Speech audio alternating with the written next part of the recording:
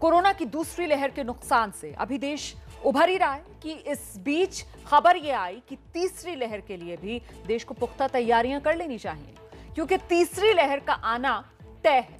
और जिस तरीके से लोग लगातार लापरवाहियां कर रहे हैं, उससे लगता ऐसा ही है कि जल्दी ही ये तीसरी लहर आ सकती है। जानकारों का मानना है तीसरी लहर इसी दूसरी लहर की तरह बेहद खतरनाक हो सकती है। और सबसे ज्यादा डराने वाली बात यह है कि इस तीसरी लहर का सबसे ज्यादा असर बच्चों पर पड़ सकता है। दूसरी लहर में भी बहुत से बच्चे कोरोना के शिकार हुए, लेकिन अब कहा यह जा रहा है तीसरी लहर का सबसे बड़ा हमला बच्चों पर ही होगा।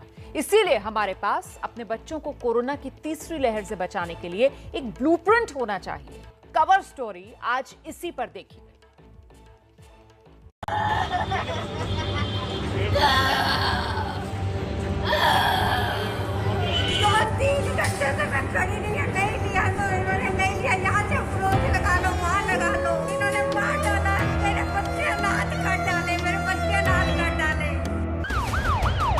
कोरोना की दूसरी लहर का कोहराम अभी शांत भी नहीं हुआ है और तीसरी लहर का अंदेशा जताया जाने लगा है। लोग लगातार कोरोना की दूसरी लहर में अभी भी मारे जा रहे हैं और तीसरी लहर सिर पर आकर खड़ी हो गई है। दूसरी लहर से संभले भी नहीं कि तीसरी आ रही है।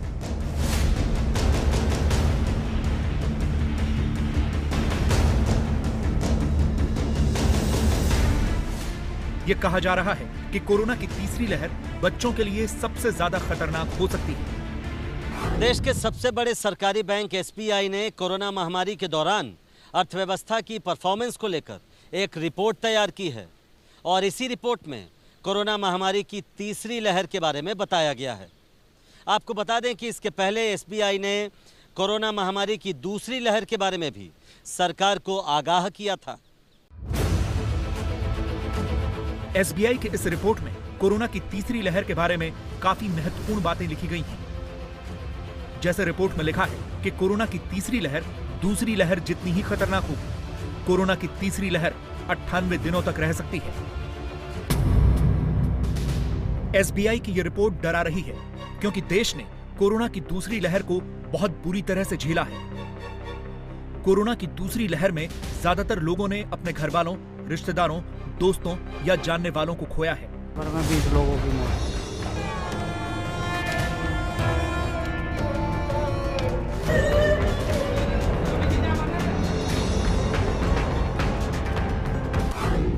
दूसरी लहर में 15 मार्च से आज यानी 3 जून तक 1,71,00,000 लोग संक्रमित हुए।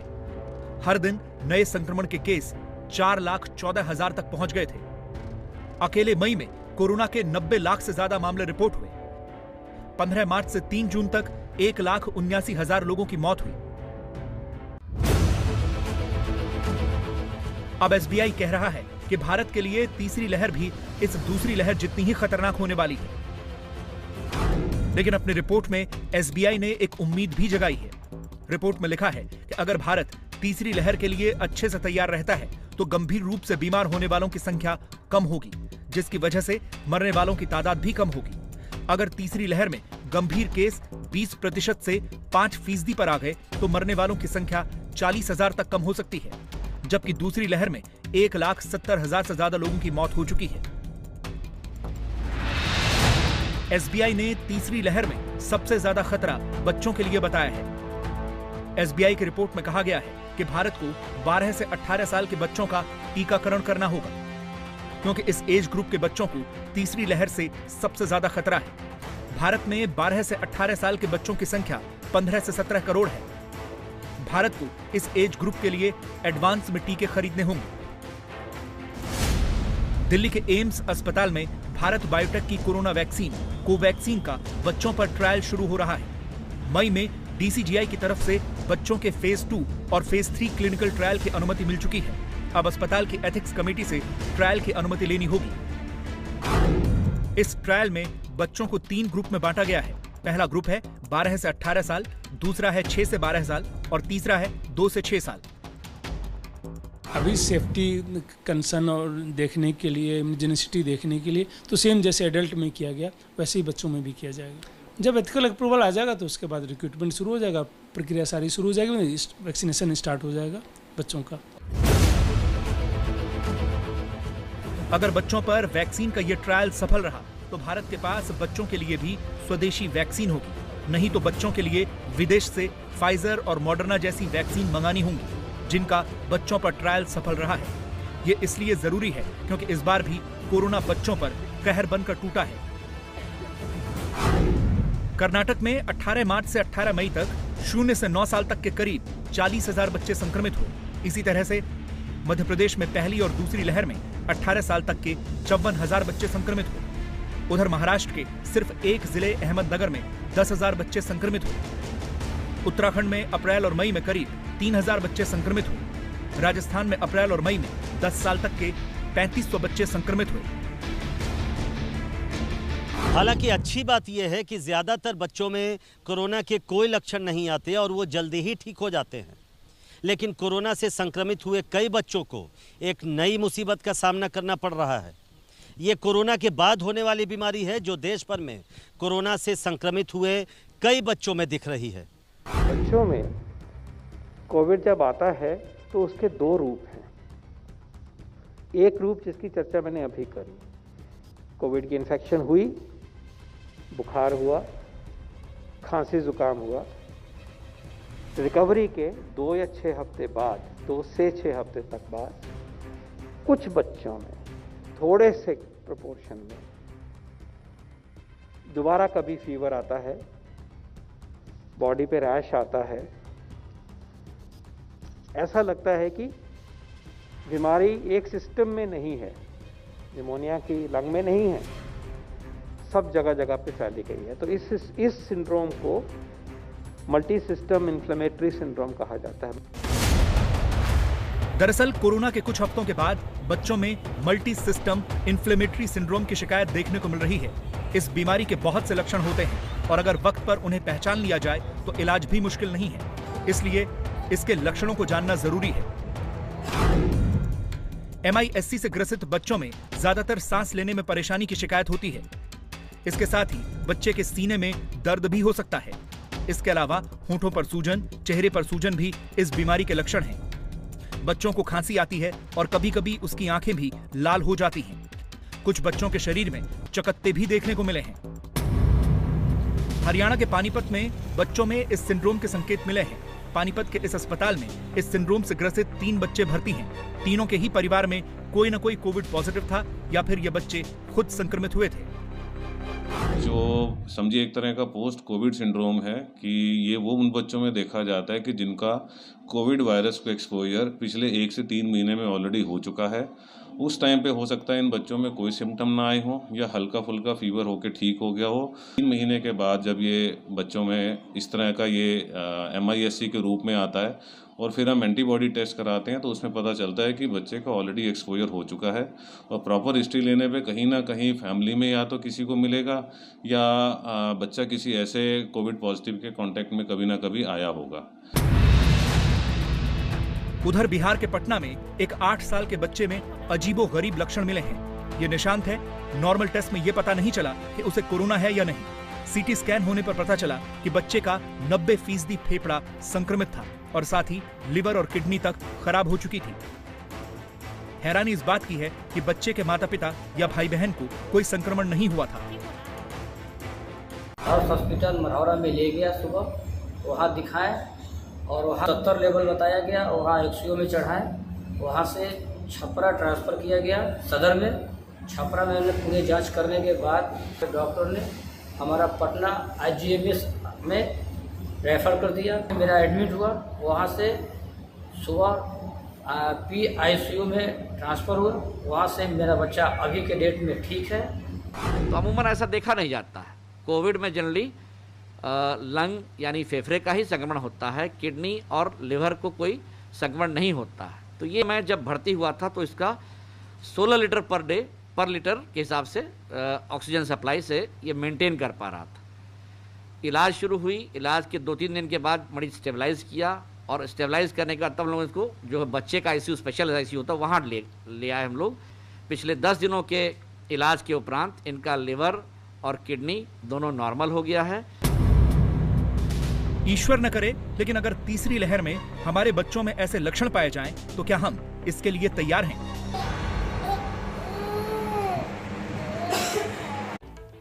देखिए, तीसरी लहर में बच्चों को लेकर सबसे ज्यादा चिंता, लेकिन कोरोना की दूसरी लहर भी बच्चों पर कोहराम बनकर टूटी है। बहुत से बच्चे खुद कोरोना का शिकार हुए, बहुत से बच्चे ऐसे भी हैं जो कोरोना की वजह से अनाथ हो गए, या फिर कोरोना ने उनके किसी एक पेरेंट की जान ले ली। बच्चों के साथ ये कुदरत का क्रूर मजाक है। आप भी पिछले कुछ दिन से ऐसी खबरें सुन रहे होंगे और सोशल मीडिया पर ऐसे बच्चों के लिए मुहिम भी चल रही है। अच्छी बात यह है कि बहुत सी सरकारों ने ऐसे बच्चों की मदद की जिम्मेदारी उठाई है। सब है, लेकिन वो कोनो साथ नहीं दे रहा है। हमारी बहन भी है बड़ी वाली, वो भी साथ नहीं दे रही है। तो हमने दोनों बहन भाई को हमारे पास ले आए हैं। अब मैं ही पालन पोषण करूंगी उनका, लेकिन वो कोनो साथ नहीं दे रहा है। अभी आपने जिस लड़की को सुना, उसका नाम आरती है। उम्र कम है आरती की, लेकिन सोच बहुत बड़ी है। इसीलिए कोरोना के इस आपदा में अनाथ हुए अपने दोनों भाई बहन को आरती अपने मायके लेकर आई है और उनके पालन पोषण का जिम्मा अपने कंधों पर ले लिया है।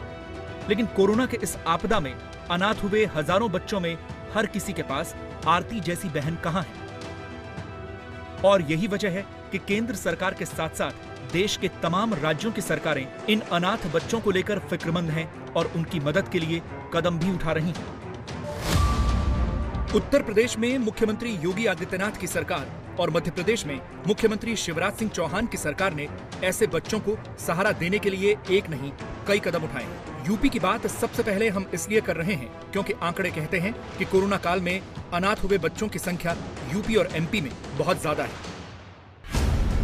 सबसे पहले आपको आंकड़े बता देते हैं। एनसीपीसीआर यानी national commission for protection of child rights ने 29 मई को सुप्रीम कोर्ट में जो जानकारी दी थी, उसके मुताबिक देश में कुल 1742 बच्चे हैं जो मार्च 2020 के बाद अनाथ हो गए हैं।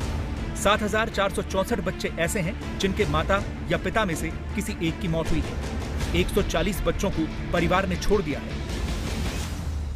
देश में कोरोना काल में अनाथ हुए बच्चों की संख्या 29 मई की शाम तक की है और ये आंकड़ा एनसीपीसीआर ने अपने वेब पोर्टल बाल स्वराज पर अपलोड किया था, जिसे बाद में एनसीपीसीआर ने सुप्रीम कोर्ट के सामने भी रखा। साफ है कि अब तक ये संख्या काफी बढ़ चुकी होगी। अच्छा, अब हम आपको दिखाने जा रहे हैं कि कोरोना काल में अलग अलग राज्यों में अब तक कितने बच्चों ने अपने माता पिता को खोया। हम आपके सामने 4 राज्यों का आंकड़ा रखने जा रहे हैं। देखिए, ऐसे बच्चे जो अनाथ हुए, मध्य प्रदेश में ऐसे बच्चों की संख्या 325 है। 325 बच्चे अब तक इस कोरोना की चपेट में आकर अनाथ हो गए। यूपी में ऐसे 2110 बच्चे हैं जिन्होंने अपने माता पिता या दोनों में से किसी एक को खोया है या फिर उन बच्चों को छोड़ दिया गया है। इसी तरह बिहार में ऐसे बच्चों की अगर बात करें जिन्होंने अपने माता पिता में से किसी एक को खोया, तो संख्या 1327 है। वहीं केरल में ऐसे बच्चे जिन्होंने अपने माता पिता में से किसी एक को खो दिया है, उनकी संख्या 925 है। लेकिन एक बात साफ है कि जिन बच्चों ने माता पिता दोनों को खोया, उनकी संख्या मध्य प्रदेश में सबसे ज्यादा है। अब सवाल यह है कि देश के अलग अलग राज्यों की सरकारें इन बच्चों के लिए क्या कर रही हैं। तो सबसे पहले बात यूपी की करते हैं। योगी सरकार ने ऐसे बच्चों के लिए उत्तर प्रदेश मुख्यमंत्री बाल सेवा योजना शुरू की है।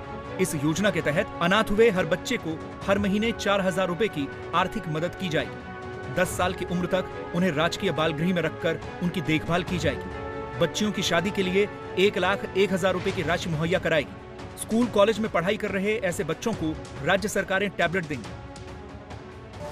अनाथ हुए बच्चों के संरक्षण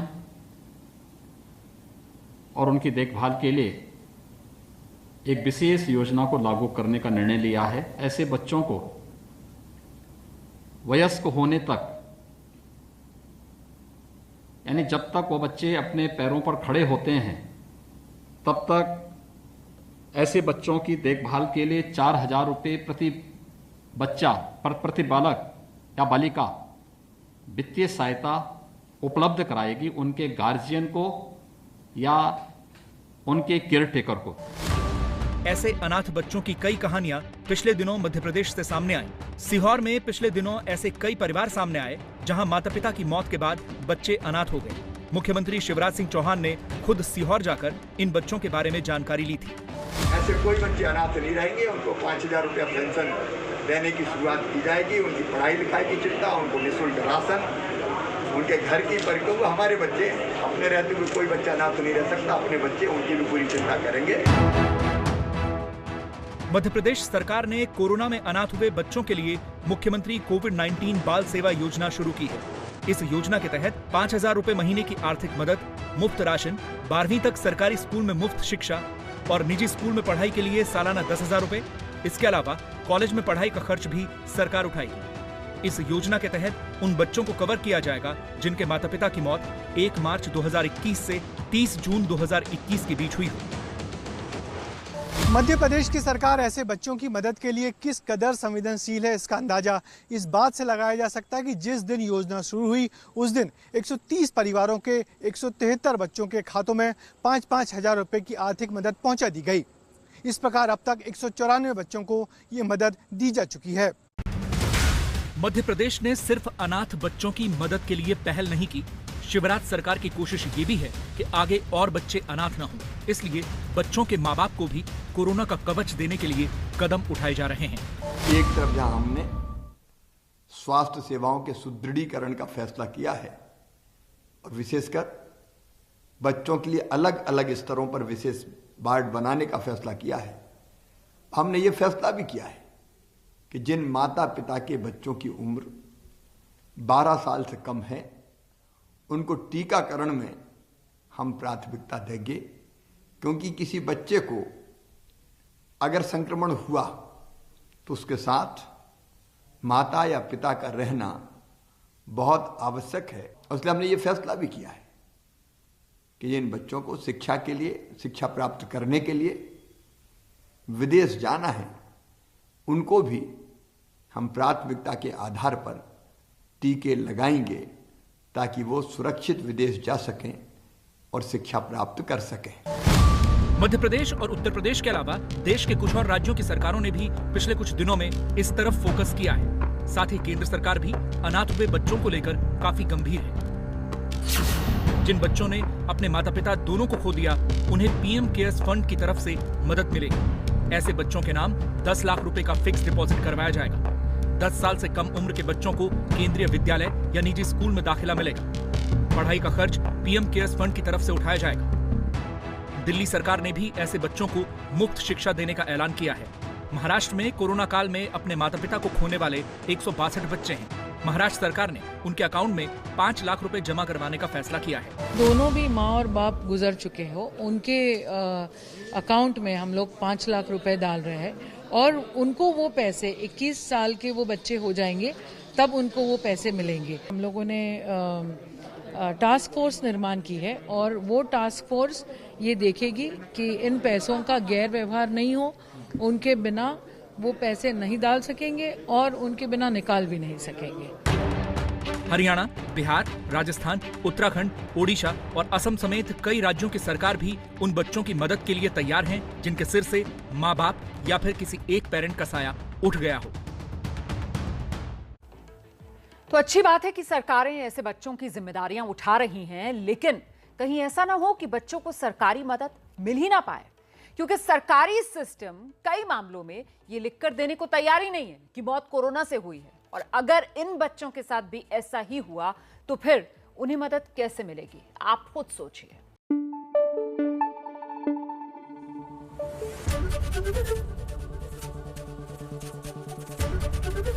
एबीपी न्यूज आपको रखे आगे।